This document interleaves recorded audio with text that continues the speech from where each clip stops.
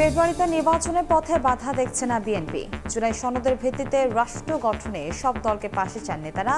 মৌলিক সংস্কারে ঐক্যের তাগিদ জামায়াতের। বৃষ্টি মাথায় নিয়ে রাজপথে জুলাই যোদ্ধারা। জুলাই সনদের দাবিতে দ্বিতীয় দিনের মতো শাহবাগে অবস্থান। বাস্তবায়ন না হওয়া পর্যন্ত রাজপথে থাকার ঘোষণা। মার্কিন শুল্ক হার আরও কমানোর চেষ্টা অব্যাহত রাখার পরামর্শ রাজনীতিকদের। বিদেশি ক্রয়াদেশ নেওয়ার সময় ব্যবসায়ীদের কৌশলী হওয়ার আহ্বান অর্থনীতিবিদদের। আওয়ামী লীগের গোপন বৈঠকে জড়িত থাকায় মেজরের বিরুদ্ধে তদন্ত আদালত গঠন। সত্যতা মেলায় নেওয়া হয়েছে সেনা হেফাজতে। রাজনৈতিক সংশ্লিষ্টতা পেলে ছাড় পাবে না কোনো কর্মকর্তা। এবং গুলশানে চাঁদাবাজির ঘটনায় গণতান্ত্রিক ছাত্র সংসদের বহিষ্কৃত নেতা জানি আলম অপু গ্রেফতার। 2 লাখ টাকা উদ্ধার। এ নিয়ে পুলিশের জালে 6 জন।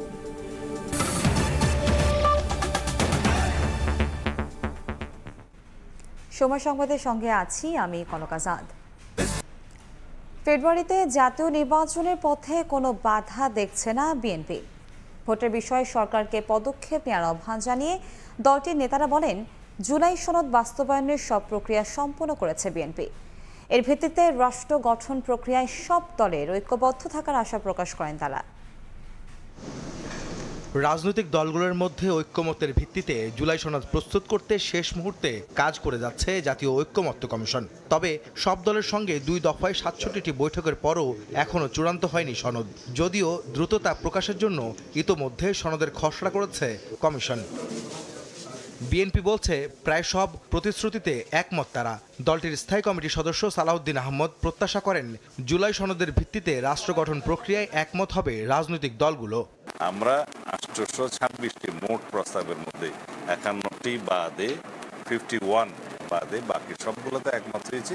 115টি প্রস্তাব আছে, সেখানে আমরা বিভিন্ন মতামত এবং আমাদের ভিন্ন মত সহ ওখানে একমত হয়েছি। তো সুতরাং আশা করি সবাই ঐক্যমতের ভিত্তিতে এই রাষ্ট্র গঠন প্রক্রিয়ায় একমত থাকবে। ফ্যাসিবাদ বিরোধী জাতীয় ঐক্য আমাদের শক্তি হবে। শুক্রবার সকালে চট্টগ্রামের হাটহাজারীতে দারুল উলুম মইনুল ইসলাম মাদ্রাসার সংশ্লিষ্টদের সঙ্গে সৌজন্য সাক্ষাৎ করেন বিএনপি নেতারা। এ সময় রাজনৈতিক ও সামাজিক বিষয় ছাড়াও নানা বিষয়ে আলোচনা করেন তারা। পরে গণমাধ্যমে দলটির স্থায়ী কমিটির আরেক সদস্য নজরুল ইসলাম খান বলেন, ফেব্রুয়ারিতে নির্বাচন হতে কোনো বাধা দেখছে না বিএনপি। ফেব্রুয়ারিতে নির্বাচন হওয়ার পথে কোনো বাধা দেখছি না। যেহেতু কোনো বাধা দেখছি না, সেহেতু এটা নাও হতে পারে এরকম দুশ্চিন্তা করার তো কোনো কারণ নাই। আমরা অপেক্ষা করছি যে শিগগিরই সরকার এই ব্যাপারে তাদের বক্তব্য, সুস্পষ্ট বক্তব্য নিয়ে আসবেন এবং নির্বাচন কমিশনকে সেই অনুযায়ী পরামর্শ দেবেন। এর আগে মাওলানা শাহ আহমদ শফির কবর জিয়ারত করেন বিএনপির নীতি নির্ধারণী ফোরামের এই 2 নেতা। আহমেদ সালেহীন, সময় সংবাদ, চট্টগ্রাম। জুলাই গণঅভ্যুত্থানের শহীদদের স্মরণে উত্তরার আজমপুরে সমাবেশ করছে ঢাকা মহানগর উত্তর বিএনপি। সেখানে আছেন রিপোর্টার আফজাল হোসেন। আমরা সরাসরি যাচ্ছি তার কাছে। আফজাল, জুলাই গণঅভ্যুত্থানে ঢাকার যে কয়েকটি পয়েন্টে সবচেয়ে বেশি আন্দোলন জোরদার হয় তার মধ্যে এই উত্তরার আজমপুরে ট্রাইব্যুনালের যে তদন্ত সংস্থা তারা এই মামলাটি তদন্ত করছে এবং তারা বলছে শুধুমাত্র উত্তরার এই পয়েন্টেই 200 জন ছাত্র জনতা শহীদ হন। ঠিক সেই জায়গায় আজকে 1 আগস্ট জুলাই গণঅভ্যুত্থানের শহীদদের স্মরণে ঢাকা মহানগর উত্তর বিএনপি এই সমাবেশ করছে এবং সমাবেশে এরই মধ্যে আপনারা দেখতেই পাচ্ছেন যে বিএনপির মহাসচিব মির্জা ফখরুল ইসলাম আলমগীর উপস্থিত হয়েছেন। তিনি আর অল্প কিছুক্ষণের মধ্যেই যারা নেতাকর্মীরা রয়েছেন তাদের উদ্দেশ্যে বক্তব্য দিবেন এবং আজকে এখন পর্যন্ত যেসব নেতাকর্মী বক্তব্য দিয়েছেন তাদের মূল কথা যেটি হচ্ছে যে জুলাই গণঅভ্যুত্থানের ক্রেডিট নিয়ে যে ধরনের কামড়াকামড়ি তাদের ভাষায় চলছে সেটি যেন বন্ধ করা হয় এবং সামনের বেশ কয়েকটি দিন খুবই গুরুত্বপূর্ণ দেশের রাজনীতিতে এবং নেতাকর্মীদের সবাইকে সতর্কভাবে এই সময়টি অতিক্রম করার জন্য বা সতর্ক থাকার নির্দেশ দিয়েছেন। একই সঙ্গে জুলাই গণঅভ্যুত্থানে যারা শহীদ হয়েছেন, আহত হয়েছেন, 1 বছরেও শহীদদের তালিকা তো প্রস্তুত না করতে পারায় সরকারের তারা সমালোচনা করেছেন। যত দ্রুত সম্ভব শহীদদের তালিকা প্রস্তুতের দাবি জানিয়েছেন। একই সঙ্গে ফেব্রুয়ারিতে নির্বাচনের যে টাইম লাইন বিএনপি বলছে, বিএনপি বরাবরই বলে আসছে যে ফেব্রুয়ারির মধ্যে নির্বাচন হতে কোনো বাধা নেই এবং এর আগে যে লন্ডন বৈঠক ছিল বিএনপির ভারপ্রাপ্ত চেয়ারম্যান তারেক রহমান এবং প্রধান উপদেষ্টার সঙ্গে, সেই বৈঠকের সমঝোতা অনুযায়ী ফেব্রুয়ারির প্রথম সপ্তাহের মধ্যেই যেন জাতীয় নির্বাচনটি অনুষ্ঠিত হয়, সেই দাবিগুলোও কিন্তু বিএনপির নেতা কর্মীরা এখন পর্যন্ত জানিয়ে আসছেন এবং একই সঙ্গে দেশে যেন আর কোনো ফ্যাসিবাদী শক্তি মাথাচাড়া দিয়ে উঠতে না পারে বা পতিত আওয়ামী লীগের নেতাকর্মীরা যেন কোনো ধরনের সহিংস কর্মকাণ্ড করার চেষ্টা করতে না পারে, সেই বিষয়ে নেতাকর্মীদের সতর্ক থাকার নির্দেশ দিয়েছেন। এখন পর্যন্ত যারা এই উত্তরা সমাবেশে বক্তব্য দিয়েছেন তারা কিন্তু সেই দাবিটি জানিয়েছেন। কিছুক্ষণের মধ্যেই আমরা জানতে পারবো বা কিছুক্ষণের মধ্যেই বিএনপির মহাসচিব মির্জা ফখরুল ইসলাম আলমগীর কথা বলবেন। তিনি আজকের এই 24-এর যে গণ অভ্যুত্থানের শহীদদের স্মরণে যে সমাবেশ, সেই সমাবেশের তার বক্তব্যটি অর্থাৎ বিএনপির মহাসচিব নেতাকর্মীদের উদ্দেশ্যে দিক নির্দেশমূলক বক্তব্য দিবেন। যখন বক্তব্য দিবেন আমরা তার বক্তব্যটি সরাসরি দেখানোর চেষ্টা করব। এই ছিল উত্তরের আজমপুর থেকে ঢাকা মহানগর উত্তর বিএনপির সমাবেশের সবশেষ খবর। জুলাই গণঅভ্যুত্থানের শহীদদের স্মরণে উত্তরের আজমপুরে সমাবেশ করছে ঢাকা মহানগর উত্তর বিএনপি। আমরা সরাসরি যুক্ত ছিলাম সেখানে। সাইমুম শিল্পগোষ্ঠী আয়োজিত 6 দিন ব্যাপী 36 জুলাই কালচারাল ফেস্ট অনুষ্ঠানে সরোবর্দী উদ্যানে বক্তৃতা রাখছেন সংস্কৃতি বিষয়ক উপদেষ্টা মোস্তফা সরোয়ার ফারুকী। আমরা সরাসরি চলে যাচ্ছি সেখানে। স্বাধীনতা পদক আবরার ফাহাদের জন্য কোনো পদকই যথেষ্ট না, এটা ফর শিওর, বাট স্টিল আমরা স্বাধীনতা পদকে আবরার ফাহাদকে কেন ভূষিত করেছি, এটাও কিন্তু আমাদের একটা পলিটিক্যাল স্টেটমেন্ট ছিল। And the political statement is Abrar Fahad is the Real vanguard of our মুক্তিযুদ্ধ। আমরা যে বারবার মুক্তিযুদ্ধের পক্ষ এবং বিপক্ষ বলি, এটা বলার সময় ভুলে যায় আসলে পক্ষ শক্তি কে। আবরার ফাহাদ হচ্ছে মুক্তিযুদ্ধের পক্ষ শক্তি, আর যারা আবরার ফাহাদকে মেরে ফেলেছে তারা মুক্তিযুদ্ধের বিপক্ষ শক্তি। ফলে এই যে এখন যে আমি কথাটা বললাম, এটা হচ্ছে রিডিফাইনিং অফ দ্য ন্যারেটিভ। এখন এই যে আমরা আমাদের ন্যারেটিভকে রিডিফাইন করব, আমাদের হাতে অস্ত্র কি? আমাদের হাতে অস্ত্র হচ্ছে সত্য। সত্য কি? এই যে এত মানুষ মারা গেছে, জীবন দিয়েছে। আমি যখন জুলাইয়ের এই অভ্যুত্থান চলছে 36 দিন, তখন হয়তো আপনারা যারা আমাকে ফলো করেন জানেন আমি তখন অসুস্থ ছিলাম। আমার ট্রিটমেন্ট হচ্ছিল জুলাইতে, আমার জানুয়ারিতে একটা ব্রেন স্ট্রোক হয়েছিল। তখন ওই অনলাইনে আমি যতগুলো ফুটেজ দেখতাম এবং প্রতিদিন আমি আমার কথা বলার চেষ্টা করতাম, এবং সেখানে প্রত্যেকটা ছেলে যারা রাস্তায় বেরিয়েছে এরা কোনো দলের না, আপনি দল ভুলে যান। এবং যারা মারা গেছে শহীদ দেখেন, কোনো দলের পরিচয় নয়, স্কুলের ছেলে, কলেজের ছেলে, প্রত্যেকের বুকের মধ্যে আমি দেখতে পেয়েছি একজন করে আবরার ফাহাদ ছিল। সো 16 তারিখে আবু সাইদ যেমন আমাদের ইমাম হয়ে উঠলো, তার আগে আসলে আমাদের ইমাম ছিল আবরার ফাহাদ। এখন সরোবর্দী উদ্যানে বক্তব্য রাখছেন সংস্কৃতি বিষয়ক উপদেষ্টা মোস্তফা সরোয়ার ফারুকী। আমরা সরাসরি যুক্ত ছিলাম সেখানে। জুলাইয়ের অর্জন টেকসই করতে মৌলিক সংস্কার ও রাজনৈতিক দলগুলোর ঐক্যের তাগিদ দিয়েছেন জামায়াতের সেক্রেটারি জেনারেল। একই সঙ্গে রাজনৈতিক দলগুলোর মধ্যে সংস্কারের মনোভাব গড়ে তোলার আহ্বান জানান তিনি। এদিকে দক্ষিণপন্থী ট্যাগ দিয়ে আবারও ইসলামপন্থীদের কোণঠাসা করার পায়তারা চলছে বলে অভিযোগ করেছেন এনসিপির মুখ্য সমন্বয়ক নাসির উদ্দিন পাটোয়ারি। জাতীয় প্রেস ক্লাবে গণঅভ্যুত্থান প্রত্যাশা, প্রাপ্তি ও করণীয় শীর্ষক সেমিনারের আয়োজন করে বাংলাদেশ জামায়াত ইসলামী। এতে যোগ দেন অন্যান্য রাজনৈতিক দলের নেতারা। এ সময় মোড়ক উন্মোচন করা হয় দ্বিতীয় স্বাধীনতার শহীদ ও আহত যারা বইয়ের ইংরেজি ও আরবি ভার্সন। অনুষ্ঠানে উপস্থিত হয়ে দক্ষিণপন্থী ট্যাগ দিয়ে আবারও ইসলামপন্থীদের কোণঠাসা করার পায়তারা চলছে বলে অভিযোগ করেন এনসিপির মুখ্য সমন্বয়ক নাসির উদ্দিন পাটোয়ারি। দক্ষিণপন্থার জুজুর ভয় দেখিয়ে দেশের জনগণকে আর বোকা বানানো যাবে না বলেও মন্তব্য করেন তিনি। যারা দক্ষিণপন্থার জুজুর ভয় দেখিয়ে বাংলাদেশে নতুন একটি নাটক, জজমিয়া নাটক সৃষ্টি করতে চাচ্ছে, আমরা সেই সংঘাত থেকে তাদেরকে পরিহার করার জন্য এবং বাংলাদেশের জনমানুষের কৃষ্টি, ভ্যালুজ, কালচারের সম্মান প্রদর্শন করার জন্য আজকের এই প্ল্যাটফর্ম থেকে তাদেরকে অনুরোধ জানাচ্ছি। আগামী নির্বাচনে দেশপ্রেমিক ও ইসলামী দলগুলোর জোট হচ্ছে বলে জানান ইসলামী আন্দোলন বাংলাদেশের প্রেসিডিয়াম সদস্য আশরাফ আলী আকন। এই সাদাবাদ, দুর্নীতিবাদ, সন্ত্রাসীরা আগামীতে ক্ষমতা আসতে না পারে।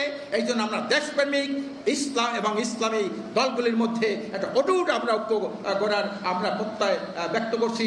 সেমিনারে মূল প্রবন্ধ পাঠকালে জামাতের সেক্রেটারি জেনারেল বলেন, জুলাইয়ের অর্জন টেকসই করতে রাষ্ট্রের মৌলিক সংস্কার ও রাজনৈতিক দলগুলোর ঐক্য জরুরি। রাজনৈতিক দলগুলোর মধ্যে সংস্কারের মনোভাব গড়ে তোলার আহ্বান জানান তিনি। জুলাই গণঅভ্যুত্থানের অর্জনকে স্থায়ী, টেকসই এবং আরও সামনে এগিয়ে নিতে হলে এবং আওয়ামী সরকারের মতো ফ্যাসিস্ট শাসনের উদ্ভব যাতে না হতে পারে, সেজন্য প্রথমেই প্রয়োজন মৌলিক রাষ্ট্রীয় সংস্কার।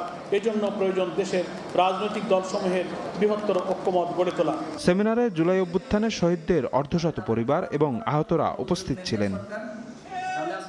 শফিক মুন্সি, সময় সংবাদ, ঢাকা। রাষ্ট্র কাঠামো সংস্কারের মৌলিক 19টির মধ্যে 10টি পাশ হয়েছে বিএনপি ও অন্যান্য দলের নোট অব ডিসেন্ট নিয়ে। একই সঙ্গে জুলাই সনদের বাস্তবায়ন প্রক্রিয়া নিয়ে সরগরম রাজনীতির মাঠ। এর মধ্য দিয়ে শেষ হয়েছে জাতীয় ঐকমত্য কমিশনের দীর্ঘ বৈঠক। বিশ্লেষকরা মনে করেন, অনিশ্চয়তার মধ্যে জুলাই সনদের যাত্রা শুরু হতে যাচ্ছে। মৌলিক বিষয়ের অনৈক্যে সনদের গুরুত্ব কমবে বলে মত তাদের। এদিকে নির্বাচনের তারিখ ঘোষণা ঐক্যকে সংহত করবে বলে মনে করেন কেউ কেউ। হাসান ওয়ালির প্রতিবেদন। ওয়াকআউট, বয়কট, উত্তপ্ত বাক্য বিনিময়, আবার কখনো সৌহার্দ্যের দৃশ্য, এসবের মধ্য দিয়েই শেষ হয়েছে রাজনৈতিক দলগুলোর সঙ্গে ঐকমত্য কমিশনের দীর্ঘ আলোচনা। প্রথম ধাপে 44 এবং দ্বিতীয় ধাপে 23টি বৈঠকের মধ্য দিয়ে বৃহস্পতিবার পর্দা নেমেছে ঐতিহাসিক এই বৈঠকের। দীর্ঘ 67টি বৈঠকে মৌলিক 19টি সংস্কারের মধ্যে সর্বসম্মতভাবে ঐকমত্য তৈরি হয়েছে 9টি বিষয়ে, আর 10টি বিষয়ে বিএনপি ও সমমনা জোট এবং অন্যান্য দলের পূর্ণাঙ্গ অথবা আংশিক নোট অব ডিসেন্ট সহ পাশ হয়েছে কমিশনের প্রস্তাবনা। এর মধ্যে উল্লেখযোগ্য 70 অনুচ্ছেদ, প্রধানমন্ত্রীর একাধিক পদে না থাকা, উচ্চ কক্ষে পিয়ার, রাষ্ট্রের মূলনীতি এবং তত্ত্বাবধায়ক সরকার গঠন প্রক্রিয়া। এরই মধ্যে অঙ্গীকারনামার খসড়া পৌঁছে দেওয়া হয়েছে রাজনৈতিক দলগুলোর কাছে, যাতে পটভূমি সংস্কার এবং ঐকমত্য কমিশনের যাত্রার সঙ্গে 7টি পয়েন্টই অঙ্গীকারনামা রাখা হয়েছে। তাতে দলগুলো জোর আপত্তি না থাকলেও বিপত্তি বেঁধেছে বাস্তবায়নের প্রক্রিয়া নিয়ে। জামায়াত, এনসিপি সহ বেশিরভাগ দল খসড়ার মধ্যে বাস্তবায়ন প্রক্রিয়া উল্লেখ করার দাবি জানিয়েছে। তা না থাকলে স্বাক্ষর না করার কথাও বলছে দলগুলো। নোট অব ডিসেন্টের মধ্য দিয়ে পাশ করা ঐকমত্যে আগামী রাজনীতি কতটা স্থিতিশীল থাকবে তা নিয়ে সংশয় জানিয়েছেন রাষ্ট্রবিজ্ঞানী অধ্যাপক সাব্বির আহমেদ। তার মতে, অনিশ্চয়তার মধ্যে জুলাই সনদের যাত্রা শুরু হতে যাচ্ছে। একটা অনিশ্চয়তার মধ্যে এই জুলাই সনদের যাত্রা শুরু হতে যাচ্ছে। বিএনপি যদি এখানে এই ঐকমত্যের জায়গাতে যদি এরকম অবস্থা থাকে যে সে অনেকগুলো নোট অব ডিসেন্ট দিয়েছে ঐকমত্যের বিষয়গুলিতে, তাহলে তো এই ঐকমত সামনে কতটুকু স্থিতিশীল হবে সেই সন্দেহ তো থেকেই যায়। আর বিশ্লেষক সোহরাব হাসান মনে করেন, সংস্কারের পরিধি বিস্তৃত করায় কঠিন হয়েছে ঐকমত্যে আসা। মৌলিক বিষয়ের অনৈক্যে সনদের গুরুত্ব কমবে বলে মত তার। সংবিধান সংস্কার কমিশন তারা পরিধিটা এত বেশি বিস্তৃত করে ফেলছিল, যেটা নিয়ে ঐকমত্য আলাপ আলোচনার মাধ্যমে ঐকমত্যে আসা কঠিন। নির্বাচন করার জন্য যেসব সংস্কার প্রয়োজন, একটি অবাধ সুষ্ঠু নির্বাচন করার জন্য, এই সংবিধান সংস্কার বা বিভিন্ন ধারা আইন সংস্কারের চেয়ে জরুরি হচ্ছে আইনশৃঙ্খলার পরিস্থিতির উন্নয়ন। সংস্কার বাস্তবায়নে আইনি ভিত্তির উপর জোর দিয়ে বিশ্লেষকরা বলছেন, নির্বাচনের তারিখ ঘোষণা ঐক্যকে সংহত করবে। প্রেসিডেন্ট অর্ডিন্যান্স জারি করতে পারেন কিনা, সেটা যদি হয় তাহলে কিন্তু এক ধাপ অগ্রসর হয়ে গেল। নির্বাচনের তারিখ ঘোষণাই হচ্ছে ঐকমত্যটাকে আরও দৃঢ় করবে। দায় মুক্তি পেতে হলে সরকারকে উচিত হবে 5 আগস্টের আগেই নির্বাচনের সুনির্দিষ্ট তারিখ ঘোষণা করা। রক্তক্ষয়ী গণঅভ্যুত্থানে শেখ হাসিনা সরকারের পতনের পর দাবি ওঠে পুরো কাঠামোর আমূল সংস্কারের। তারই ধারাবাহিকতায় 15 ফেব্রুয়ারি যাত্রা শুরু করে জাতীয় ঐকমত্য কমিশন। অভ্যুত্থানের নানা পক্ষের দাবি রয়েছে 5 আগস্টের মধ্যেই চূড়ান্ত সনদের। হাসান ওয়ালি, সময় সংবাদ, ঢাকা। জুলাই সনদ ঘোষণা দাবিতে আজও রাজধানীর শাহবাগে অবস্থান করছেন জুলাই যোদ্ধারা। তাদের সঙ্গে যোগ দিয়েছেন জুলাই আন্দোলনে আহত ও শহীদ পরিবারের সদস্যরাও। অবিলম্বে জুলাই সনদ ঘোষণা করা না হলে আরও কঠোর কর্মসূচির হুঁশিয়ারি দেন তারা।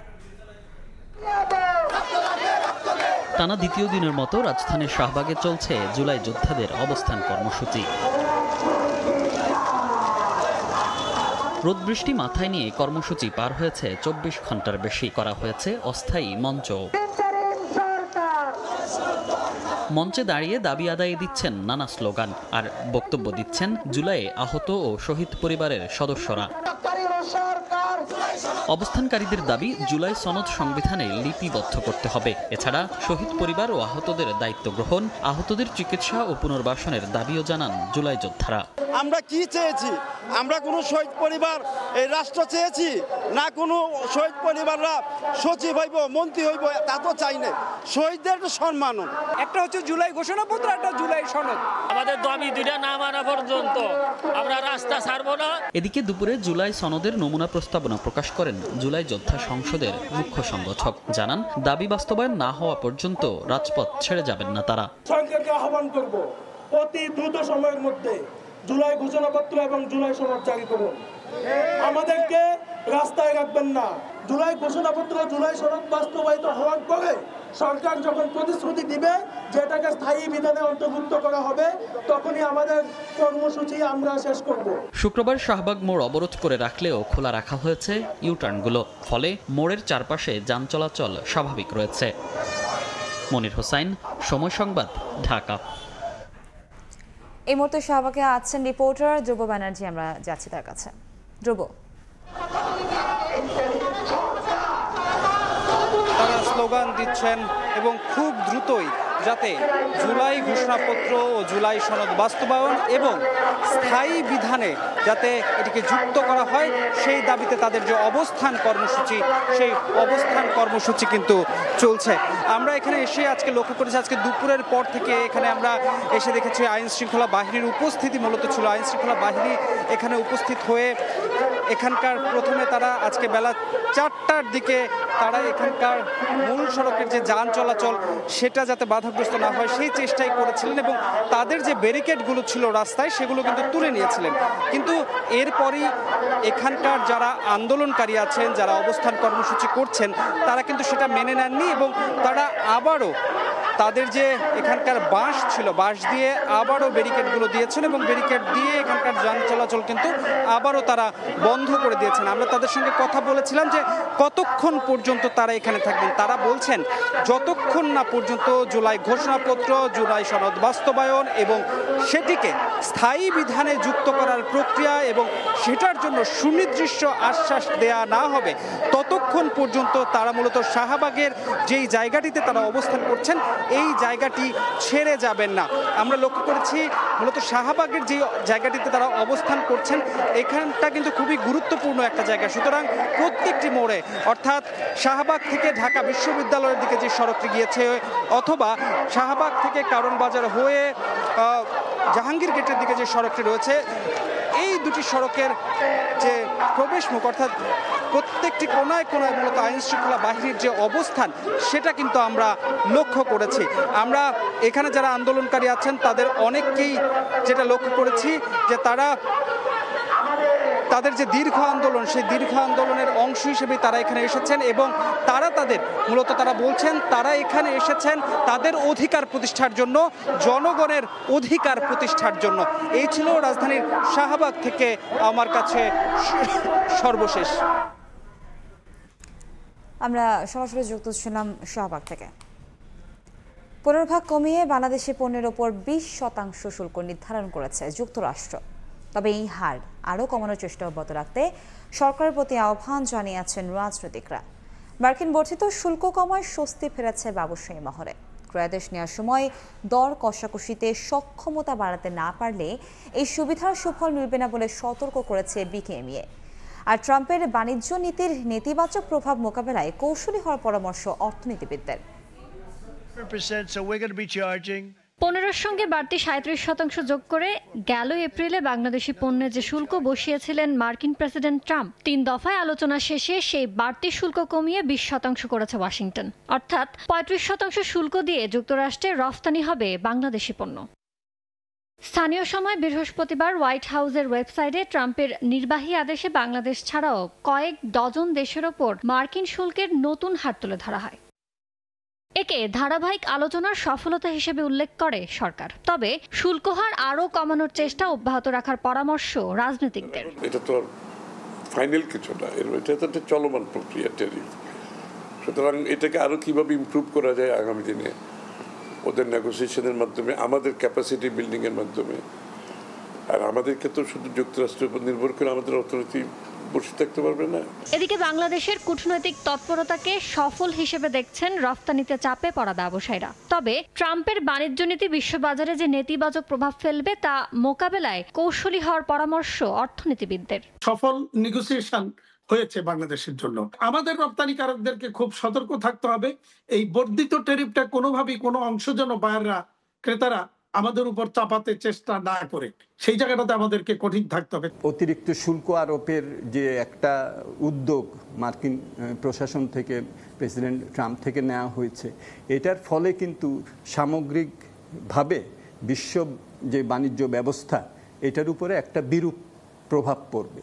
আমাদের রপ্তানির উপরে কিন্তু এটার একটা মানে চাহিদার দিক থেকে একটা নেতিবাচক প্রভাব পড়বে। অবশ্য বৈশ্বিক বাণিজ্যে এখনো একটি গুরুত্বপূর্ণ অনিশ্চয়তা রয়ে গেছে, কারণ চীনের ওপর পাল্টা শুল্কের হার চূড়ান্ত করেনি হোয়াইট হাউস। সুবিধাজনক চুক্তি করতে পারে ভারতও। ইয়ানুস শিফাত, সময় সংবাদ, ঢাকা। শুল্ক নিয়ে যুক্তরাষ্ট্রের সঙ্গে চুক্তি সফল হয়েছে। দেশের স্বার্থ বিসর্জন দেওয়া হয়নি বলে জানিয়েছেন প্রধান উপদেষ্টা প্রেস সচিব শফিকুল আলম। সকালে রাজধানীর বেলি রোডের বাসায় এক প্রতিক্রিয়ায় এই কথা জানান তিনি। লার্জেস্ট এক্সপোর্ট মার্কেট হচ্ছে ইউএসএ।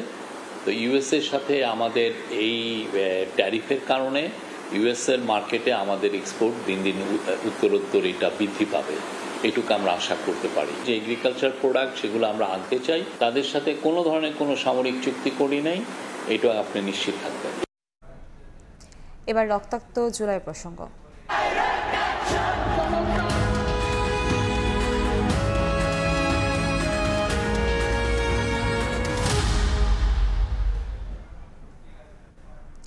চব্বিশের এই দিনে গণসংগীত, পথনাটক, দেয়াল লিখন, স্মৃতিচারণা ও বিক্ষোভ সমাবেশের মধ্য দিয়ে রিমেম্বারিং আওয়ার হিরোজ কর্মসূচি পালন করে বৈষম্য বিরোধী ছাত্র আন্দোলন। তীব্র সমালোচনার মুখে এদিন 6 সমন্বয়ককে ছেড়ে দেয় গোয়েন্দা পুলিশ। কোটা আন্দোলন ঘিরে সহিংসতা, আইন শৃঙ্খলা বাহিনীর ভূমিকা নিয়ে আন্তর্জাতিক উদ্বেগের পরিপ্রেক্ষিতে ফ্যাক্ট ফাইন্ডিং দল পাঠানোর প্রস্তাব দেয় জাতিসংঘ। রক্তাক্ত জুলাইয়ের ঘটনাবহুল এই দিনের বিস্তারিত থাকছে মাইমুনা হায়দার চৌধুরীর প্রতিবেদনে। ক্যালেন্ডারের পাতায় দিনটি ছিল 1 আগস্ট, কিন্তু স্বজন হারানো, মামলা, হামলা, বুলেট, টিয়ারশেল আর গ্রেফতারে নাজেহাল জনমানুষের কাছে তখনও শেষ হয়নি রক্তাক্ত জুলাই। শিক্ষার্থীদের দাবির সঙ্গে তখন এক কাতারে গোটা দেশ। ছাত্র জনতা এদিনের নাম দেয় 32 জুলাই। সকাল থেকে বৃষ্টিতে ভিজে গণসংগীত, পথনাটক, দেয়াল লিখন, স্মৃতিচারণা ও বিক্ষোভ সমাবেশের মধ্য দিয়ে গোটা দেশ পালন করে রিমেম্বারিং আওয়ার হিরোজ কর্মসূচি। সমাবেশ করেন অভিনয় শিল্পী ও কলাকুশলীরাও। এদিন রাজশাহী বিশ্ববিদ্যালয়ে বের করা বিক্ষোভ মিছিল থেকে গোয়েন্দা পুলিশ 3 শিক্ষার্থীকে আটক করলে শিক্ষার্থীদের ছিনিয়ে নেয় শিক্ষকরা। ঢাকা বিশ্ববিদ্যালয়ে আয়োজিত শিক্ষক সমাবেশেও শিক্ষকরা বলেন, আর একটি গুলি যেন না চলে, গ্রেফতার না হয়। দুপুরে ডিবি কার্যালয় থেকে ছেড়ে দেওয়া হয় আন্দোলনের 6 সমন্বয়ককে। সমন্বয়করা আর নিরাপত্তা শঙ্কায় ভুগছেন না, তাই তাদের চলে যেতে দেওয়া হয়েছে বলে জানায় তৎকালীন আইনমন্ত্রী আনিসুল হক। তারাও যখন বলছে যে তাদের নিরাপত্তার আর নাই, প্রয়োজন নাই, তো তাদেরকে আমরা চলে যেতে কোনো বাধা দিইনি এবং তারা চলে গেছে। এ সময় 24 ঘন্টার মধ্যে কোটা আন্দোলন ইস্যুতে আটক সব নিরপরাধীদের মুক্তির দাবি জানায় নাগরিক সমাজ। রাতে সার্জিস আলমের ফেসবুকে দেয়া স্ট্যাটাসে লেখেন, 6 দিনের ডিবি হেফাজত দিয়ে 6 জনকে আটকে রাখা যায়, কিন্তু এই বাংলাদেশের পুরো তরুণ প্রজন্মকে কিভাবে আটকে রাখবেন? জাতিসংঘ ফ্যাক্ট ফাইন্ডিং দল পাঠানোর প্রস্তাব দিলে আলাদা কোনো তদন্ত কমিটিতে সরকারের উৎসাহ নেই বলেও সাফ জানান পররাষ্ট্র সচিব মাসুদ বিন মোমেন। 24-এর এই দিনে শেখ হাসিনা আবারও আন্তর্জাতিক তদন্ত করে আন্দোলনে জড়িতদের বের করা হবে বলে হুঁশিয়ারি দেন। আর ওবায়দুল কাদের বলেন, বাংলাদেশে মধ্যবর্তী নির্বাচনের জন্য বিশ্বের বহু দেশে ডক্টর ইউনূসের আহ্বান রাষ্ট্রদ্রোহিতা ও সংবিধান পরিপন্থী। ডক্টর মোহাম্মদ ইউনূস এই ধরনের বক্তব্য, কার্যকলাপ সম্পূর্ণ বেআইনি, অসাংবিধানিক। সন্ত্রাস বিরোধী আইনে এদিন বাংলাদেশ জামায়াতে ইসলামী ও ইসলামী ছাত্র শিবিরকে নিষিদ্ধ করে প্রজ্ঞাপন জারি করে সরকার। মাইমুনা হায়দার চৌধুরী, সময় সংবাদ, ঢাকা। নিষিদ্ধ আওয়ামী লীগের গোপন বৈঠকে জড়িত থাকার অভিযোগে এক মেজরের বিরুদ্ধে তদন্ত আদালত গঠন করেছে সেনাবাহিনী। আইএসপিআর থেকে পাঠানো বিজ্ঞপ্তিতে জানানো হয়, প্রাথমিক সত্যতা মেলায় তাকে সেনা হেফাজতে নেওয়া হয়েছে। অভিযুক্ত কর্মকর্তার বিরুদ্ধে সেনাবাহিনীর প্রচলিত আইন ও বিধি অনুযায়ী শাস্তিমূলক ব্যবস্থা নেওয়া হবে বলেও জানিয়েছে আন্তঃবাহিনী জনসংযোগ পরিদপ্তর। গত ৮ জুলাই রাজধানীর বসুন্ধরা আবাসিক এলাকার একটি কনভেনশন সেন্টারে রাজনৈতিক কর্মকাণ্ড নিষিদ্ধ হওয়া আওয়ামী লীগ ও এর অঙ্গ সংগঠনের নেতাকর্মীরা গোপন বৈঠকে অংশ নেয়। নাশকতার অভিযোগে সেখান থেকে ২২ জনকে আটক করে গোয়েন্দা পুলিশ। আটককৃতদের জিজ্ঞাসাবাদে জানা যায়, সেই বৈঠকে নাশকতার প্রশিক্ষণ দিয়েছেন সেনাবাহিনীর একজন মেজর। পরে অভিযোগের সত্যতা পেয়ে ১৭ জুলাই রাজধানীর উত্তরা নিজ বাসা থেকে সেই মেজরকে হেফাজতে নেয় সেনাবাহিনী। বৃহস্পতিবার সেনা সদরের ব্রিফিংয়ে বিষয়টি সামনে আসে। আর্মির হেফাজতেই সে আছে। শুক্রবার এক প্রেস বিজ্ঞপ্তিতে আইএসপিআর জানায়, সেই সেনা কর্মকর্তার রাজনৈতিক সংশ্লিষ্টতার অভিযোগে গঠন করা হয়েছে তদন্ত আদালত। এরই মধ্যে মিলেছে অভিযোগের প্রাথমিক সত্যতা। পূর্ণ তদন্ত সমাপ্তির পর প্রাপ্ত তথ্য প্রমাণের ভিত্তিতে ওই মেজরের বিরুদ্ধে সেনাবাহিনীর প্রচলিত আইন ও বিধি অনুযায়ী যথাযথ শাস্তিমূলক ব্যবস্থা গ্রহণ করা হবে। তদন্ত চলমান আছে। দোষ প্রমাণিত হলে নিঃসন্দেহে সেনাবাহিনী প্রচলিত নিয়ম অনুযায়ী তার বিরুদ্ধে ব্যবস্থা গ্রহণ করবে।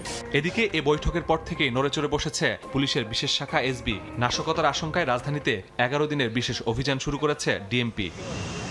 মাসুদুর রহমান, সময় সংবাদ, ঢাকা। রাজধানী গুলশানের সাবেক এমপি শাম্মী আহমেদের বাসায় চাঁদাবাজির মামলায় গণতান্ত্রিক ছাত্র সংসদের সাবেক যুগ্ম আহ্বায়ক জানে আলম অপুকে গ্রেফতার করেছে মহানগর গোয়েন্দা পুলিশ। সকালে ওয়ারি থেকে তাকে গ্রেফতার করে ডিবি। তার বাসা থেকে প্রায় ২ কোটি টাকা মূল্যের স্বর্ণালংকার ও নগদ ২ লাখ টাকা উদ্ধার করা হয়। অপুকে গ্রেফতারের মাধ্যমে চাঁদাবাজির মামলায় অভিযুক্ত ৬ জনই ধরা পড়েছে। সম্প্রতি রাজধানীর গুলশানের সাবেক এমপি শাম্মী আহমেদের বাসায় গিয়ে ৫০ লক্ষ টাকা চাঁদা দাবি করেন বৈষম্য বিরোধী ছাত্র আন্দোলন এবং বাংলাদেশ গণতান্ত্রিক ছাত্র সংসদের ৬ জন। ১০ লাখ টাকা নিয়ে চলে যান তারা। এর ৮ দিন পর ২৬ জুলাই আবারও শাম্মী আহমেদের বাসায় গিয়ে ৪০ লক্ষ টাকা চাঁদা নেওয়ার চেষ্টাকালে ৫ জনকে আটক করে পুলিশ। এর মধ্যে আব্দুর রাজ্জাক বিন সুলাইমান রিয়াদের বাসা থেকে নগদ টাকা এবং ব্যাংকের চেক পাওয়া যায়। সিসিটিভি ফুটেজে চাঁদা নিতে দেখা যায় পলাতক জানে আলম অপুকে। শুক্রবার তাকে গ্রেফতার করে ঢাকা মহানগর গোয়েন্দা পুলিশ। তার বাসায় অভিযান চালিয়ে প্রায় ২ কোটি টাকা মূল্যের স্বর্ণালংকার এবং নগদ ২ লক্ষ টাকা উদ্ধার করা হয়। রাজধানীর গোপীবাগ হতে জানে আলম ওরফে তপুকে গ্রেফতার করা হয়। এই নিয়ে এই মামলায় এ পর্যন্ত মোট ৬ জনকে গ্রেফতার করা হলো। এদিকে নাশকতার আশঙ্কায় চলা বিশেষ অভিযানে গত ২৪ ঘন্টায় কার্যক্রম নিষিদ্ধ আওয়ামী লীগ ও নিষিদ্ধ ঘোষিত ছাত্রলীগের ৮ জন সহ ২৫৪ জনকে গ্রেফতার করেছে ডিএমপি। মুখপাত্রের দাবি, আগস্টে রাজধানীতে নিরাপত্তা নিয়ে কোনো শঙ্কা নেই। যাদের বিরুদ্ধে সুনির্দিষ্ট অভিযোগ রয়েছে, এই গোয়েন্দা তথ্যের ভিত্তিতে আমরা আটকগুলো করছি। আমরা কোনো গণগ্রেফতার বা হয়রানিমূলক কোনো গ্রেফতার করছি না, কোনো রকমের নিরাপত্তার শঙ্কা দেখছি না। আওয়ামী লীগের গোপন বৈঠকে সেনা কর্মকর্তা সম্পৃক্ততার বিষয়েও কথা বলেন ডিএমপির মুখপাত্র। বিভিন্ন ষড়যন্ত্রমূলকভাবে তাদেরকে আনা হয়েছিল এবং এই প্রেক্ষিতে গত ১৩ই জুলাই রাজধানীর ভাটারা থানায় একটা মামলা করা হয় এবং এই ঘটনার সাথে জড়িত থাকার অপরাধে ইতিমধ্যে ২২ জনকে গ্রেফতার করা হয়েছে। এটা আমরা খুব গুরুত্ব দিয়ে তদন্ত করে দেখছি এই ঘটনার অন্য কোনো দিক আছে কিনা এবং এটার প্রকৃত রহস্য কি এবং কারা কারা এর পেছনে দায়ী। নাশকতার চেষ্টা করলে কঠোরভাবে দমন করার হুঁশিয়ারি দেয় ডিএমপি। আমরা সবসময় সতর্ক রয়েছি। আল আমিন তুষার, সময় সংবাদ, ঢাকা। জুলাই গ্রাফিতি ফ্যাসিবাদের পুনরুত্থানে বাধা হয়ে দাঁড়াবে বলে মন্তব্য করেছেন স্থানীয় সরকার উপদেষ্টা আসিফ মাহমুদ সজীব ভূঁইয়া।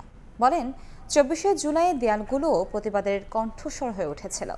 বিকেলে রাজধানীর বিজয় সরণিতে জুলাই আর্ট ওয়ার্কের উদ্বোধনী অনুষ্ঠানে অংশ নিয়ে কথা বলেন স্থানীয় সরকার উপদেষ্টা। তিনি বলেন, ফ্যাসিবাদের আমলে মানুষ যেভাবে শোষণ নিপীড়নের শিকার হয়েছে, গ্রাফিতির মাধ্যমে মানুষ রাস্তায় বের হলেই তা দেখতে পারবেন। উপদেষ্টা আরও বলেন, সবাইকে সঙ্গে নিয়ে স্বপ্নের বাংলাদেশ বিনির্মাণ করতে হবে। ঢাকা উত্তর সিটি কর্পোরেশনের সহযোগিতায় কারওয়ান বাজার এলাকায় ১৬টি পিলারে ফ্যাসিবাদের ১৬ বছরের জুলুম এবং বিজয় সরণি থেকে আগারগাঁও পর্যন্ত জুলাই অভ্যুত্থান স্মরণে ৩৬টি পিলারে এই গ্রাফিতি আঁকা হয়েছে।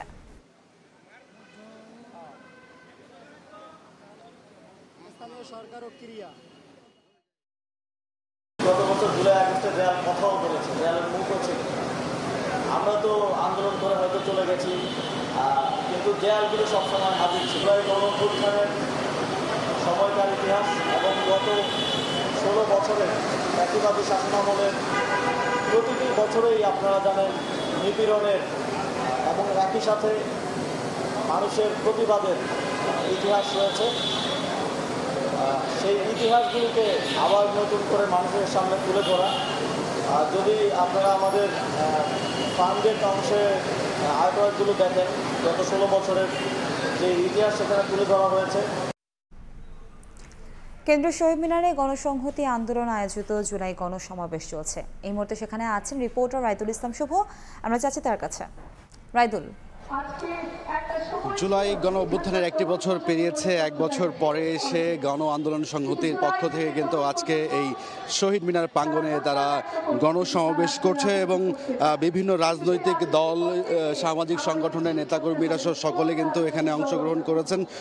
আমরা দেখতে পেয়েছি যে গণ আন্দোলন সংহতির পক্ষ থেকে এই যে জুলাই অভ্যুত্থানে আন্দোলনে অংশ নিয়ে যে সকল শহীদরা ছিলেন বা আহতরা হয়েছেন তাদের পরিবারকে এখানে আমন্ত্রণ জানানো হয়েছে। পাশাপাশি সকলে এসে এক বছরের দেশের পট পরিবর্তন কীগুলো হয়েছে রাজনৈতিকভাবে, দেশের পরিবর্তনগুলো কি এসেছে বা তাদের যে ক্ষোভগুলো ছিল এক বছরে নতুনভাবে যেই অপরাধগুলো জন্ম নিচ্ছে, যে রাজনৈতিক প্রেক্ষাপটের অবস্থান, সেগুলো কিন্তু আসলে তারা বক্তব্যে তুলে ধরছেন এবং তারা যেই বিষয়টি বারবার করে বলছেন যে এই অভ্যুত্থানের একটি বছর পেরিলেও কিন্তু আসলে যে স্বৈরশাসনের অবসান ঘটেছে সেটি কিন্তু আবার মাথাচাড়া দিয়ে ওঠার চেষ্টা করছে, যে কারণে কিন্তু তাদের যেই আন্দোলন সেটি কিন্তু এখনো চলমান আছে এবং ভবিষ্যতে চলমান থাকবে যতদিন না ফ্যাসিবাদ এই দেশ থেকে আসলে বিতাড়িত হচ্ছে বলে যেমনটা আসলে তাদের বক্তব্যে ফুটে উঠছে। আমরা দেখেছি যে দেশের বিভিন্ন প্রান্ত থেকে এই গণসংহতি আন্দোলনে যে সকল নেতাকর্মীরা আছে বা যারা সম্মুখ ছাড়ে যারা নেতারা ছিলেন তারা কিন্তু এসে এই আন্দোলনে জমায়েত হয়েছেন এবং এই আন্দোলনকে আসলে পরিপূর্ণভাবে রূপ দিতে কিন্তু এই আজকের যে গণসমাবেশ সেই সমাবেশকে পরিপূর্ণভাবে রূপ দিতে তারা আসলে অংশগ্রহণ করেছেন এবং এখানে প্রধান সমন্বয়কারী জোনাস সাকি যিনি রয়েছেন তিনি অল্প কিছুক্ষণের মধ্যেই কিন্তু বক্তব্য রাখবেন এবং আজকের বক্তব্যে আসলে স্পষ্ট হওয়ার কথা রয়েছে যে আগামীতে তাদের কি কর্মসূচি বা আগামীতে তারা কি করবেন এই বিষয়টি আসলে সুস্পষ্ট কথা রয়েছে বলে আমরা যেমনটা জানতে পেরেছি। সবকিছু মিলে এই ছিল আমার কাছে সবশেষ।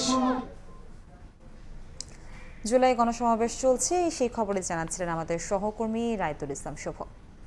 সময় সংবাদ আরও থাকছে। রাজধানীতে কাঁচামরিচের ডাবল সেঞ্চুরি, ঊর্ধ্বমুখী প্রোটিনের বাজারও। সপ্তাহ ব্যবধানে মুরগির দাম কেজিতে বেড়েছে 40 টাকা, ডিমের ওজন ঠেকেছে 135-এ।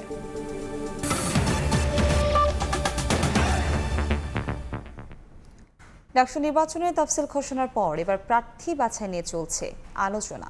ফ্যাসিবাদ বিরোধী আন্দোলন থেকে জুলাই গণ অভ্যুত্থানের সামনের সারিতে ভূমিকা পালনকারী ও শিক্ষার্থীদের অধিকার নিয়ে সোচ্চার থাকা পরিচিত মুখকেই প্রার্থী করার কথা বলছে ছাত্র সংগঠনগুলো। নারী ও সংখ্যালঘু প্রতিনিধিত্ব নিশ্চিত করে প্যানেল সাজানোর পরিকল্পনা সব পক্ষের। বড় ফ্যাক্টর হতে পারেন স্বতন্ত্র প্রার্থীরাও। শাকির আহমেদের রিপোর্ট। প্রায় 6 বছর পর 9 সেপ্টেম্বর অনুষ্ঠিত হতে যাচ্ছে ডাকসু নির্বাচন। এবারের নির্বাচনে কারা প্রার্থী হচ্ছেন তফসিল ঘোষণার পর থেকেই এমন প্রশ্ন শিক্ষার্থীদের মনে, আর প্যানেল গোছানোর পরিকল্পনায় ক্রিয়াশীল ছাত্র সংগঠনগুলো। দাবি পূরণ না হলেও তফসিলকে ইতিবাচক আখ্যা দিয়ে নির্বাচনে অংশ নেওয়ার কথা জানিয়েছে জাতীয়তাবাদী ছাত্রদল। ইতিমধ্যে স্বাগত জানিয়েছি এবং আমরা অংশগ্রহণ করার জন্য যে ধরনের প্রস্তুতি প্রয়োজন আমরা সেদিকে ধাবিত হয়েছি এবং আমাদের প্রস্তুতি আরও বেশ আগে থেকেই ছিল। প্রার্থী হিসাবে আলোচনায় আছেন ঢাকা বিশ্ববিদ্যালয় শাখা ছাত্রদলের সভাপতি ও সাধারণ সম্পাদক সহ বেশ কয়েকজন। ছাত্রদল বলছে আন্দোলন সংগ্রামে সক্রিয় ও শিক্ষার্থীদের কাছে গ্রহণযোগ্যদের নিয়ে প্যানেল দেবেন তারা। জুলাই আগস্ট গণ অভ্যুত্থানে বিরোচিত ভূমিকা পালন করেছে সাধারণ শিক্ষার্থীদের সাথে, সে ধরনের আমাদের নেতাকর্মী রয়েছে। সাধারণ শিক্ষার্থীরা ছাত্রদলের এ পর্যায়ে নেতাকর্মীদের এই ভূমিকাগুলো বিবেচনায় নিয়ে অবশ্যই তাদের পক্ষে অবস্থান নেবে। ছাত্র শিবির প্যানেল থেকে প্রার্থী হতে পারেন ঢাকা বিশ্ববিদ্যালয় শাখার সাবেক ও বর্তমান সভাপতি, সেক্রেটারি সহ অনেকেই। গণ অভ্যুত্থানে সামনে থাকা পরিচিত মুখ, নারী ও সংখ্যালঘু সহ সব ধরনের শিক্ষার্থীর প্রতিনিধিত্ব থাকবে এই প্যানেলে। তারাই থাকবে যারা ক্যাম্পাসে অলরেডি পরিচিত, অলরেডি অ্যাক্টিভিজম করছে, অলরেডি সোশ্যাল স্টুডেন্ট ওয়েলফেয়ারমূলক প্রোগ্রামগুলো করছে বা সাংগঠনিকভাবে অ্যাক্টিভ আছে, এখান থেকেই আসবে। জুলাই গণঅভ্যুত্থানের নেতৃত্বে থাকা বেশ কয়েকজন সমন্বয়ক সহ বাংলাদেশ গণতান্ত্রিক ছাত্র সংসদের আহ্বায়ক ও সদস্য সচিব সহ অনেকেই প্রার্থী হিসেবে আলোচনায় আছেন। আর আলাদা প্যানেল দেওয়ার কথা জানিয়েছে ছাত্র অধিকার পরিষদও। মাইনরিটি বা আরও যারা বিভিন্ন ডাইভার্সিফাইড ব্যাকগ্রাউন্ডের আছে তাদেরও প্রতিনিধিত্ব এখানে থাকবে। জুলাই গণঅভ্যুত্থানের নেতৃত্বদানকারী সবচেয়ে বড় অংশটি আমাদের প্যানেলে থাকবে। সেই ক্ষেত্রে আমরা নারীদের ভোটের ক্ষেত্রে একটা ইতিবাচক সাড়া পাবো এবং আমাদের প্যানেল এখানে ভালো ভোট পাবে বলে আমরা আশা করি। এছাড়া বৈষম্য বিরোধী ছাত্র আন্দোলনের সাবেক মুখপাত্র ওমামা ফাতেমা ডাকসু নির্বাচনে প্রতিদ্বন্দ্বিতার ঘোষণা দিয়েছেন। প্রার্থী হতে পারেন ছাত্র ইউনিয়নের ঢাকা বিশ্ববিদ্যালয় শাখার সভাপতি মেঘ মোল্লার বসু। শাকির আহমেদ, সময় সংবাদ, ঢাকা। এখনও বিবর্ণ milestone school and college campus. মর্মান্তিক দুর্ঘটনার দুঃসহ স্মৃতি ভুলতে পারছেন না শিক্ষার্থীরা। তাদের মানসিক স্বাস্থ্যের উন্নতির জন্য বিশেষ কাউন্সেলিং চালু করেছে শিক্ষা প্রতিষ্ঠানটি। আছে বিমান বাহিনীর অস্থায়ী মেডিকেল ক্যাম্পও। কাউন্সেলিংয়ে ধীরে ধীরে মানসিক ধকল কাটিয়ে ওঠার কথা বলছে শিক্ষার্থীরা। আর অভিভাবকরা বলছেন বাসায় অলস সময় কাটানোয় আরও বেশি বিষণ্ণতায় ভুগছে সন্তানরা। তাই দ্রুত শিক্ষা কার্যক্রম চালুর অনুরোধ তাদের।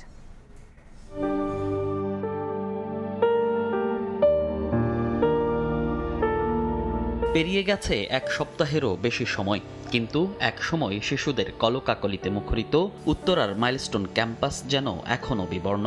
নেই ঘণ্টার শব্দ, কচিকাচাদের হুড়োহুড়ি।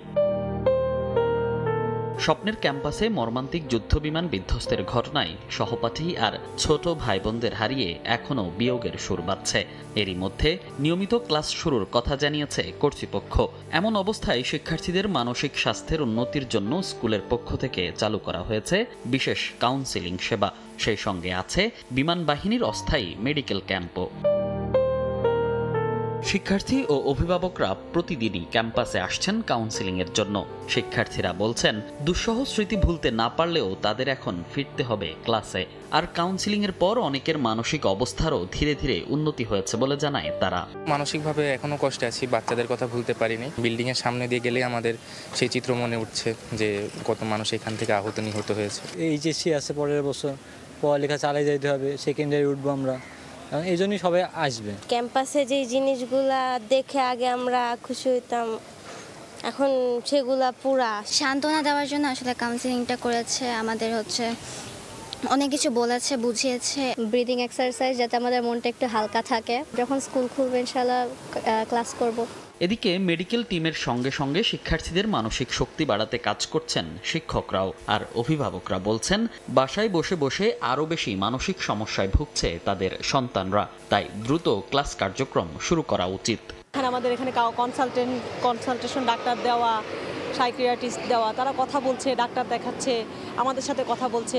ওরা ইভেন শুধু আমাদের সাথে ওরা কথা বলার জন্য আসতেছে, আমরা ওদেরকে দেখতে যাচ্ছি, ওরাও আমাদেরকে দেখতে আসছে। আমাদের প্রতি তো ওদের একটা আলাদা টান আছে, আমাদেরও তো আছে। বসায়ও তো রাখা যাবে না, ওদের তো ফিউচারের ব্যাপার আছে, এর জন্য আস্তে আস্তে নিয়ে আসতেছি। বাসায় থাকাটাই ওদের জন্য এখন খারাপ হচ্ছে। ওরা যদি স্কুলে আসে হয়তো ৩-৪ দিন বা এক সপ্তাহের ভেতরে ওরা ট্রমা থেকে বের হতে পারবে। প্রাণের শিক্ষা প্রতিষ্ঠানে আবারও ফিরুক দুরন্তপনা, হই হুল্লোড়। আর আকাশের তারা হয়ে ভালো থাকুক হারিয়ে যাওয়া মাইলস্টোনের ফুলেরা, এমন প্রার্থনাই সবার। মনির হোসাইন, সময় সংবাদ, ঢাকা। মাইলস্টোন ট্র্যাজেডিতে নিহত কুষ্টিয়ার দৌলতপুরের রজনী ইসলামের সমাধিতে শ্রদ্ধা জানিয়েছে বিমান বাহিনী। দুপুরে সাদিপুর গ্রামে গিয়ে শ্রদ্ধা নিবেদন করেন বিমান বাহিনীর সদস্যরা। এ সময় ফাতেহা পাঠ এবং দোয়া করা হয়। এর আগে বিমান বাহিনীর কর্মকর্তারা নিহতের পরিবারের সদস্যদের সঙ্গে কথা বলেন। এ সময় উপস্থিত ছিলেন বিমান বাহিনীর উইং কমান্ডার আব্দুল বারী, কমান্ডার মোনালিসা, দৌলতপুর উপজেলা নির্বাহী কর্মকর্তা আব্দুল হাই সিদ্দিকী, ওসি সুলাইমান শেখ সহ রজনীর পরিবারের সদস্যরা।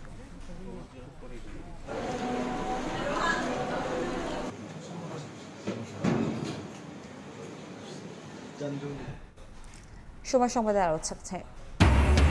শ্রদ্ধার ভালোবাসায় বাংলাদেশি পুলিশ কর্মকর্তা দিদারুলকে শেষ বিদায়। জানাজার পর নিউ ইয়র্কে দাফন। উপস্থিত ছিলেন গভর্নর, সিটি মেয়র সহ হাজারো মানুষ।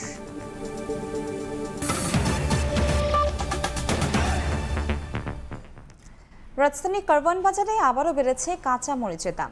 কেজি ছাড়িয়েছে 200 টাকা। সপ্তাহ ব্যবধানে 15 টাকা বেড়েছে প্রতি ডজন লাল ডিমের দাম। বাড়তি মুরগির দামও। মাছবাজারে ইলিশের উচ্চ মূল্যে ক্ষুব্ধ ক্রেতারা, তবে স্থিতিশীল রয়েছে চালের দর। ঝুম বৃষ্টিতেও ব্যস্ত রাজধানীর কারওয়ান বাজার, যদিও কিছুটা কম ক্রেতা সমাগম।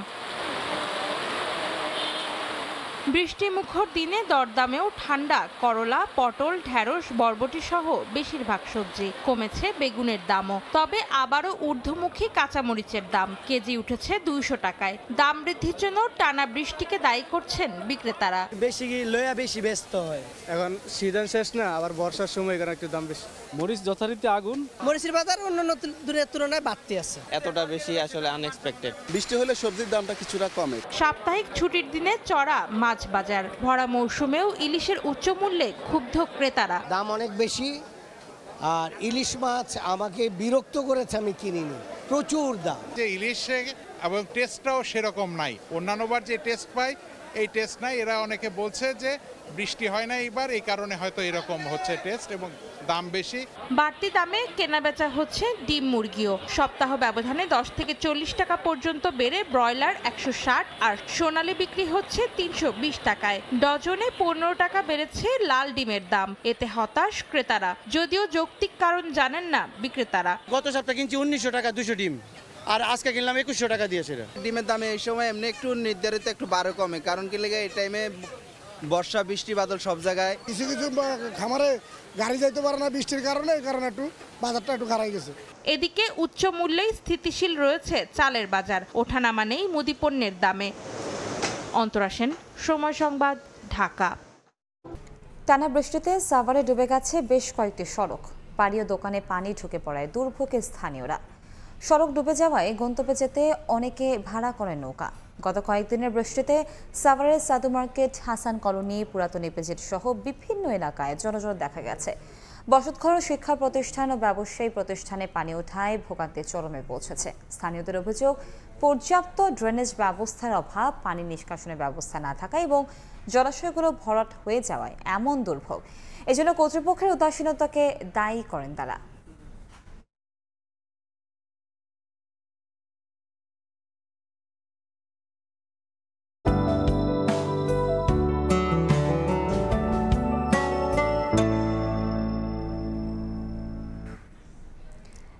এবার দেখে নেব আজকের বাতাসের মানসূচক। বায়ুমান বিষয়ক সংস্থা আইকিউ এয়ারের সূচক অনুযায়ী আজকের বাংলাদেশের বাতাসের মান: ঢাকা বিভাগে বায়ুর মান 141, যা সহনীয়, বাতাসের আর্দ্রতা 60%। চট্টগ্রাম বিভাগে বায়ুর মান 70, যেটি সন্তোষজনক, বাতাসের আর্দ্রতা 87%। রাজশাহী বিভাগে বায়ুর মান 111, যা সহনীয়, বাতাসের আর্দ্রতা 75। সিলেট বিভাগে বায়ুর মান 69, এটি সন্তোষজনক, বাতাসের আর্দ্রতা 74। খুলনা বিভাগে বায়ুর মান 75, যা সন্তোষজনক, বাতাসের আর্দ্রতা 70%। বরিশাল বিভাগে বায়ুর মান 83, এটিও সন্তোষজনক, বাতাসের আর্দ্রতা 70%। রংপুর বিভাগে বায়ুর মান 82, এটিও সন্তোষজনক, বাতাসের আর্দ্রতা 66%। ময়মনসিংহ বিভাগে বায়ুর মান 77, এটিও সন্তোষজনক, বাতাসের আর্দ্রতা 69%। সারা দেশে বায়ুর মান সবচেয়ে ভালো সিলেটে 69, আর সারা দেশে বায়ুর মান সবচেয়ে খারাপ ঢাকায় 141। শ্রদ্ধা, ভালোবাসা আর চোখের জলে এক বীরকে চিরবিদায় জানালো নিউ ইয়র্ক। বন্দুকধারী হামলায় নিহত বাংলাদেশি বংশোদ্ভূত পুলিশ কর্মকর্তা দিদারুল ইসলামের জানাজা ও দাফন সম্পন্ন হয়েছে। বৃহস্পতিবার ব্রক্সের পার্কচেস্টারে জানাজায় অংশ নেন হাজারো মানুষ। নিউ ইয়র্ক পুলিশ বিভাগ দিদারুল ইসলামকে মরণোত্তর প্রথম শ্রেণীর ডিটেকটিভ হিসেবে পদোন্নতি দিয়েছে। নিউ ইয়র্ক থেকে হাসানুজ্জামান সাকির রিপোর্ট। এ যেন এক বীরের বর্ণাঢ্য বিদায়, অশ্রু আর সম্মানে মোড়ানো অন্তিম যাত্রা। বৃহস্পতিবার দিনটি যুক্তরাষ্ট্র প্রবাসী বাংলাদেশিদের জন্য যেমন ছিল শোকের, তেমনি গর্বেরও। ঝড়, বৃষ্টি আর বন্যার সতর্কতা উপেক্ষা করে ভয়াবহ বন্দুক হামলায় নিহত বাংলাদেশি বংশোদ্ভূত পুলিশ কর্মকর্তা দিদারুল ইসলামের জানাজায় উপস্থিত হন প্রায় 20,000 মানুষ। দিদারুলের শেষ বিদায়ের আনুষ্ঠানিকতায় ছিলেন নিউ ইয়র্কের governor, city mayor, police commissioner, আইন প্রণেতা সহ বিভিন্ন কমিউনিটির বিশিষ্ট ব্যক্তি এবং আসন্ন মেয়র নির্বাচনের প্রার্থীরা। বাংলাদেশি আমেরিকান পুলিশ অ্যাসোসিয়েশন বাপা জানিয়েছে দিদারুল ইসলামকে মরণোত্তর ফার্স্ট গ্রেড ডিটেকটিভ হিসেবে পদোন্নতি দেয়া হয়েছে। এতে নিহত দিদারুলের স্ত্রী, সন্তান ও পরিবার পেনশন এবং অন্যান্য সর্বোচ্চ সুবিধা পাবে। গেল সোমবার নিউ ইয়র্কের ম্যানহাটানের পার্ক এভিনিউয়ে ভয়াবহ বন্দুক হামলায় কর্তব্যরত অবস্থায় পুলিশ অফিসার দিদারুল ইসলাম সহ বেশ কয়েকজন নিহত হন। হাসানুজ্জামান সাকি, সময় সংবাদ, নিউ ইয়র্ক, যুক্তরাষ্ট্র। পাকিস্তানের পাঞ্জাবে চেকপোস্টে ডাকাতদের হামলায় 5 পুলিশ সদস্য নিহত হয়েছেন। আহত হয়েছেন আরও 2 জন। শুক্রবার বিষয়টি নিশ্চিত করে আইনশৃঙ্খলা বাহিনী। পুলিশ জানায় প্রায় 40 জন ডাকাত রকেট লঞ্চার ও গ্রেনেড দিয়ে হামলা চালায়। নিহতদের মধ্যে এলিট ফোর্সের সদস্যরা রয়েছেন। পরে নিরাপত্তা বাহিনীর পাল্টা গুলিতে এক ডাকাতও নিহত হয়। ঘটনার পরপরই গোটা এলাকায় চিরুনি অভিযান শুরু করে পুলিশ। পাঞ্জাবের পুলিশ প্রধান ডাকাতদের দ্রুত গ্রেফতারের নির্দেশ দিয়েছেন। এই পর্যায়ে শীর্ষ সংবাদগুলো জানিয়ে দিচ্ছি আরেকবার। ফেব্রুয়ারিতে নির্বাচনের পথে বাধা দেখছে না বিএনপি। জুলাই সনদের ভিত্তিতে রাষ্ট্র গঠনে সব দলকে পাশে চান নেতারা। মৌলিক সংস্কারে ঐক্যের তাগিদ জামায়াতের। বৃষ্টি মাথায় নিয়ে রাজপথে জুলাই যোদ্ধারা। জুলাই সনদের দাবিতে দ্বিতীয় দিনের মতো শাহবাগে অবস্থান। বাস্তবায়ন না হওয়া পর্যন্ত রাজপথে থাকার ঘোষণা।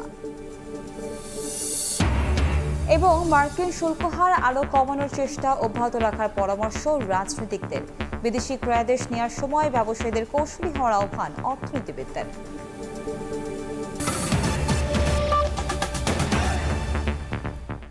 এ ছিল সময় সংবাদে, সঙ্গেই থাকুন সময়ের।